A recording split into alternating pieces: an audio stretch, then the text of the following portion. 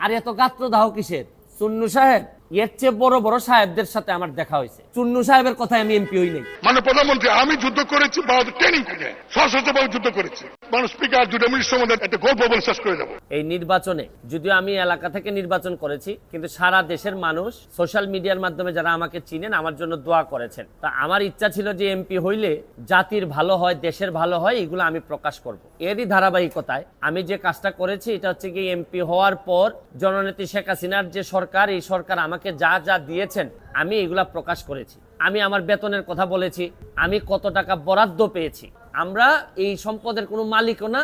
আর স্বচ্ছতার বিষয়ে আমি বলছি যে এত এত টাকা পেয়েছি। কিন্তু এইটা বিরোধী দলের চিফ হুইপ মুজিবুল হক চুন্নু সাহেব উনি বিচার দিলেন। তো যেহেতু পয়েন্ট অফ অর্ডারে উনি বলেছেন, আমি উত্তর দেওয়ার সুযোগ পাই নাই মাননীয় স্পিকারের কাছে।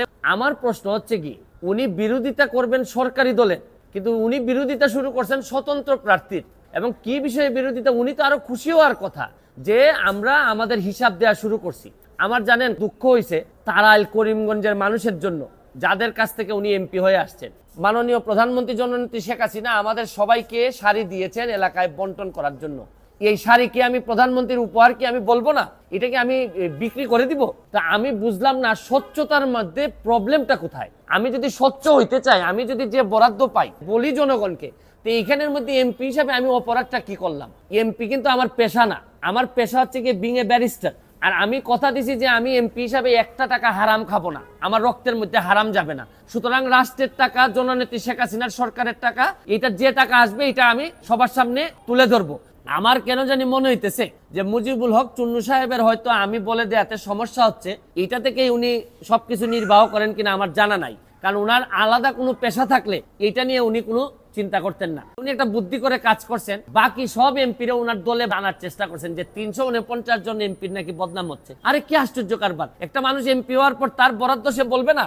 স্বৈরা শাসক এরশাদ, যিনি সারা জীবন এরকম জোর জবরদস্তি আর টাকা বানানো ছাড়া তার নেতা কর্মীদের খুব বেশি কিছু শিখাই যান নাই, যারা অনেক টাকার মালিক হয়েছেন এরশাদের আমলে। উনি বঙ্গবন্ধুর আদর্শের সৈনিকের, প্রকৃত আদর্শের সৈনিকের মুখোমুখি এই প্রথম সংসদে হয়েছেন মনে হয়। আর এত গাত্রদাহ কিসের? আমি যে আমার এলাকায় বলছি যে আমি 29 কোটি টাকা পাইছি বরাদ্দ, আমি কি কোনো কথা মিথ্যা বলছি? মিথ্যা বললে উনি আমার বিরুদ্ধে ব্যবস্থা নিক। আমি বলতে পারবো না, মানে আমি বরাদ্দ পাইছি এটা আমি বলতে পারবো না আমার এলাকায়, মানে কি আমি কি চুরি করতে চাই? আমারে 25 কোটি টাকা দেওয়া হয়েছে রাস্তা বানানোর জন্য, এটা আমার বরাদ্দ। আমার শুধু নিশ্চিত করতে হবে এই টাকাটা যেন আমি এবং আমার পরিবার খেয়ে না ফেলে, বা আমার লোকজন যেন খেয়ে না ফেলে। এইটার মধ্যে লুকালুকির কিছু আছে বলে আমার মনে হয় না। চুন্নু সাহেব, এর চেয়ে বড় বড় সাহেবদের সাথে আমার দেখা হয়েছে। আমি আমার যে কাজ বিশ্বাস করে করি, স্বচ্ছতার সাথে করার চেষ্টা করি, যতদিন করব ততদিন এমপি থাকবো। এটাকে আমার বাপের পোস্ট নাকি যে সারা জীবন থাকা লাগবে এখানে? আমার যদি যোগ্যতা না থাকে, আমার চেয়ে ভালো লোক যদি আসে এমপি হবে। চুন্নু সাহেবের কথায় আমি এমপি হই নাই। আমি এমপি হয়েছি আমার 7 লাখ মানুষের ভোটে এবং দোয়া এমপি হয়েছি, এবং ল্যান্ডস্লাইড বিক্রি হয়েছে আমার। আমি আমার জনগণকে খুশি করার জন্য যা করব তাই করব। আমি এর বাইরে কোনোদিন যাওয়ার প্রশ্নই আসে না।